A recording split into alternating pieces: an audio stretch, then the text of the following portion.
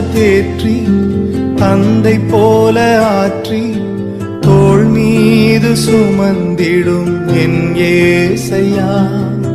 தாய் போல தேற்றி தந்தை போல ஆற்றி தோள் மீது சுமந்திடும் என் ஏசையா. உம்மை போல புரிந்து கொள்ள